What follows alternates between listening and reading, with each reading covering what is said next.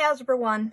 So the first concept that you are going to explore in our numerical statistics is mean, median, and mode. So you should have already talked about this in elementary, middle school. So you should have some sort of knowledge on what each of these central tendencies, measure of central tendencies are.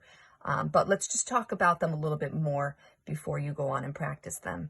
Just a little review here. So, like I said, each of these we consider them a measure of central tendency. So everybody, hopefully you understand what the word center means, right? That's the middle of the pack. So we are asking ourselves, what is this middle telling us, right? What is the average, okay? So speaking of average, that's our mean, okay? So this is the average occurring number there, okay? So if I have a data set here, right, and I want to find the mean or the average of this data set, and remember keep in mind, this is called an arithmetic mean, right, as opposed to, we also have something called a geometric mean. So this is our arithmetic mean, it's our average. So to find this average, I'm going to add up all of these numbers and divide by how many there are, okay? So if I add each one of these up, I'll just use my calculator here. So 1 plus 2 plus 2 plus 2 plus 3 plus 3 plus 4 plus 5 plus 5. So when I add all of these numbers up, I end up getting 27. So the symbol we use for average is called X bar. It looks like that. So the average is going to be, I have 27 numbers divided by 1, 2, 3, 4, 5, 6, 7, 8, 9. So hopefully we are well versed in our multiplication facts. So when I divide 27 by 9, my average is 3. So on average in these numbers, 3 is describing a central number here, right? And you can kind of see that there. So now I want to look for my median, okay? My median is going to be that number. That's our middle number. Call that. That's our middle number. So if I were to line these up from least to greatest, which they already are, I am going to walk myself in one by one, right? And I'm going to find which one of these numbers is right in the middle. And there we have it. That median is 3. Okay. And I'm going to talk about the fact that these are the same things in just a moment, because they're usually not in this data set that they end up being the exact same number. But when they're not, that tells us something. Actually, when they are the same number, that tells us something about the data as well. So the last measure of central tendency is mode. And so mode, if you remember, is the number that occurs the most.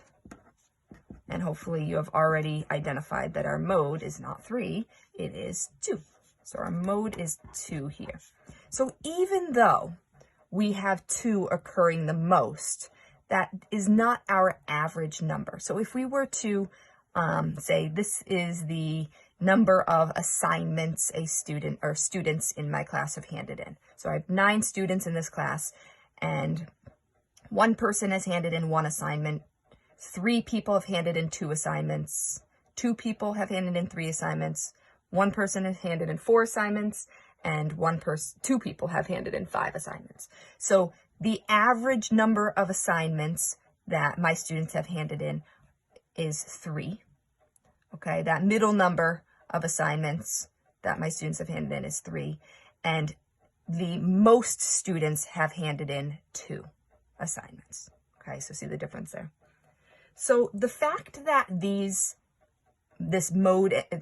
median and mean are the same tells us that this data set is symmetric.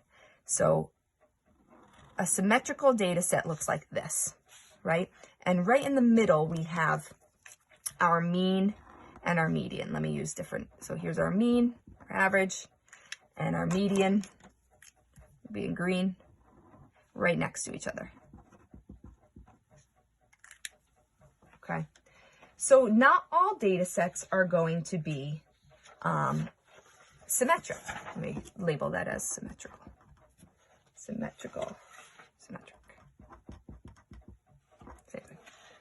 So sometimes we have data sets, and I'm just preparing to show you one here, that are skewed. We call skewed. So I know all of you are in geometry right now, and this should be review material for you from geometry. So if we look at, here's average number of hours spent in gym each week. Here's a skewed data set, because watch what happens as I follow this data. I've got this guy way over there, and this person going for 32 hours a week is skewing this data. Okay, it's skewing it to the right, that tail is being pulled to the right. The fact that his amount of time going to the gym is way more than the average number of people here. So I want you to think about which measure of central tendency, median or mean, is going to get pulled by this, we call this an outlier here, by this outlier value. Is it going to be the mean or the median? So what's being moved here? Okay, and so hopefully you've identified that our mean is what's getting pulled. So our median, and I'm just going to put this here just to save some time. Not necessarily, the median's not necessarily 8. Our median's going to be somewhere there. Our mean is what's going to get pulled up.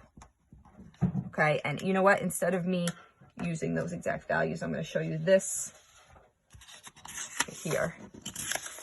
So here's a good graphic of what I'm talking about here. So here's our symmetric data set that we were talking about with those original numbers. Our mean and our median are in the exact same spot here. Then when we're skewing right, our mean gets pulled up towards that outlier, and our median stays right where it is. Okay? And when we get pulled skewed left, our mean is pulled towards that outlier, and our median is staying right where it is. Okay? And you know, you can think about, why is that? Well, because our mean, the calculation of our mean by adding up all these numbers, is going to be changed drastically if one of those numbers is way larger or way smaller than the others, right? Because you're still going to divide by how many numbers there are. The value, the number of data points is not going to change, which is what would affect the median there. Okay. So I want you to use this video to help your progress on the Mappia workspaces on mean, median, and mode.